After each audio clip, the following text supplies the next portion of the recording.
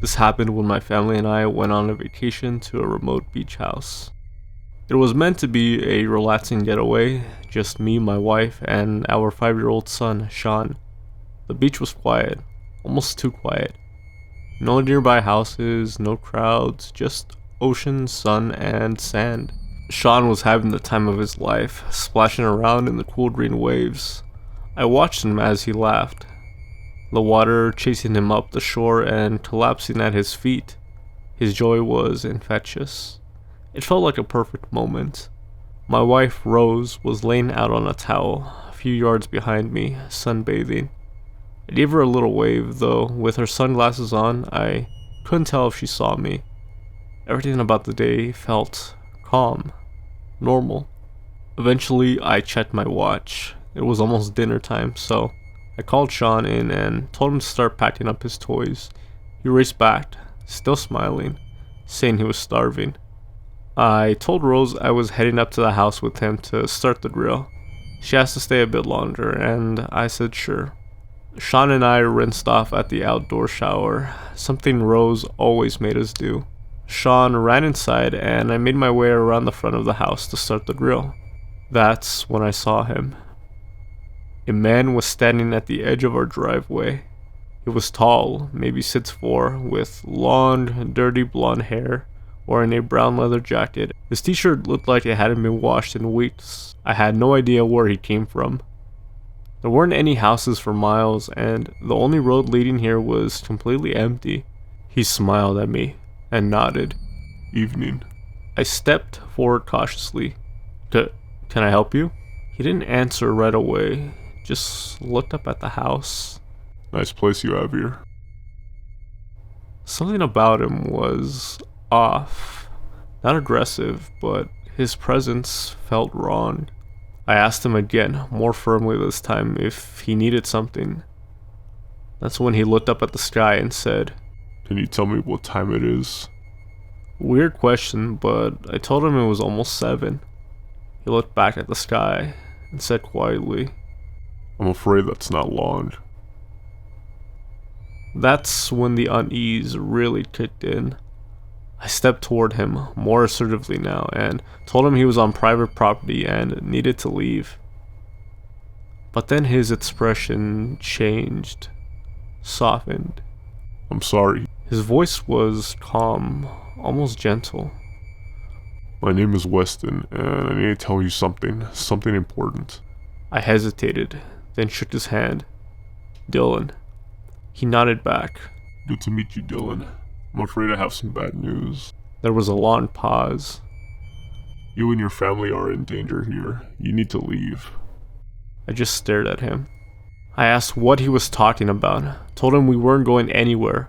I even threatened to call the police if he didn't start explaining himself. "It's not a threat. I told you. I'm here to warn you." That's when he looked up again and said something I'll never forget. "Something terrible is coming." I asked him what that meant, what exactly was coming, but he didn't answer. He mumbled something under his breath, a name or word I couldn't make out. I asked him to repeat it. He just ignored me. By now I'd had enough. I told him we weren't interested in whatever he was selling and we wanted to be left alone. That's when he gave me his look. His whole expression changed. His eyes suddenly had this wild, furious intensity, like he couldn't believe I wasn't listening. And then without another word, he shoved his hands into his coat pockets, turned around, and started walking back down the driveway. I stood there watching him disappear down the road, my heart racing. I wasn't sure what happened, but I was relieved to see him go. The rest of the trip was fine, nothing happened. We stayed the whole week and it was peaceful, just like we planned. But that encounter has stayed with me, because even though nothing happened, I still think about Weston, his eyes, his warning, the way he said it wasn't long. And sometimes I wonder if something did happen, just not to us.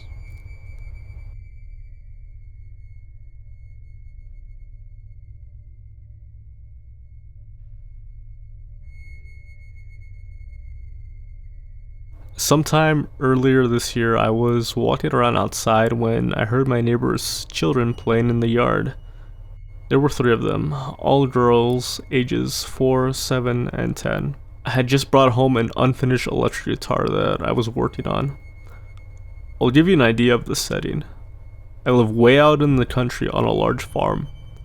In addition to my neighbors, my grandmother and two uncles also live on the farm, though all the houses are spread out so that you can't see one another, mostly because of the properties are divided by mid-sized tracts of woods. The entire length of the farm is waterfront property on the Chesapeake Bay. We all have beaches and a beautiful view of the water. After grabbing the guitar and walking back outside, I could still hear the girls out in the yard playing. I decided to use my beach to get to my neighbor's house. I walked down a hill since my house is on top of a hill, which then I saw that no one was there. At this point, I could still hear voices, though it sounded more like normal conversation between adults rather than children squealing and giggling. I paused for a moment on my neighbor's beach. However, I also considered that possibly that it could be just sound bouncing off of the woods on that side of the pasture. So I decided to walk up to their house to see if they weren't in their yard on the other side. I walked across the grass, guitar in hand, and rounded the corner of their house up to the front door. No one was outside, all the lights were off, and there were no vehicles in the driveway. Huh, that was odd. Oh well. I could still hear them taking down by the beach, so I went around the house and followed the sound across the pasture. As I was walking, I caught the unmistakable smell of a little campfire or grill. Ah, that explained it. They were cooking on the beach, so I climbed down the rocks onto the corner of their beach, being careful not to hurt my guitar. And across the stick-littered sand, there's another jetty in the way, and I could hear them right on the other side. This one had a little concrete wall on the side, so I stepped up onto it and stood up straight to look onto the other beach. What the hell? The voices, the laughing, the popping, just all stopped as soon as the beach came into view. There was no one there. It was completely desolate and completely silent. I was the only one there. Now, that was weird.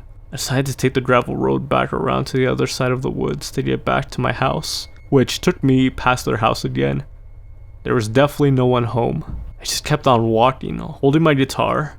I didn't even realize how absolutely creepy the whole thing was until I got back to my house. I've never told my neighbors about it. It's just never been brought up, despite the fact that I'm over there at least once a week. I'm not a huge believer in the paranormal, but this event was definitely eerie. This happened to me in the summer of 2022. It was late at night and I was at a beach party. It was a friend's birthday, and after hours of food, drinks, and music, a buddy of mine recommended that we stepped away from the crowd and take a short walk along the shore. The beach was beautiful that night, totally clear skies, and the waves were soft and rhythmic, just gently lapping at the sand. We were about 25 meters from the main party when we both noticed something ahead of us. There was a small figure standing right at the water's edge. It looked like a child. We stopped walking. It just didn't make sense. There were no kids at the party and no houses nearby either. Nothing but sand and sea for miles. The figure wasn't moving, just standing there, facing the ocean, completely still. We exchanged glances and I remember saying something like, "Is that a kid? What the hell is a kid doing out here?" We started walking toward it, slowly. But before we got even halfway there, it turned and then it ran. Not like a scared kid, not like a human. It moved way too fast. It looked like it was sliding across the sand, legs barely moving. And then it vanished. Just disappeared. We stood there in total silence. No footprints, no noise, just an empty shoreline. I can't explain it. There was nowhere for it to hide. No rocks, no dunes, no trees. Just a wide open beach. We eventually walked back to the party, told a couple people what we saw. They laughed it off, said it was probably a shadow, or maybe we were just tired. But the next morning, we went back out there. Nothing. No signs that anyone had been on that beach. No trash, no shoes, no fire pit. Not even footprints, just clean, untouched sand. I still think about it sometimes. I don't know what we saw that night. It looked like a child, but it moved like something else entirely. Something that shouldn't have been there. Something that didn't want to be seen. Until it was.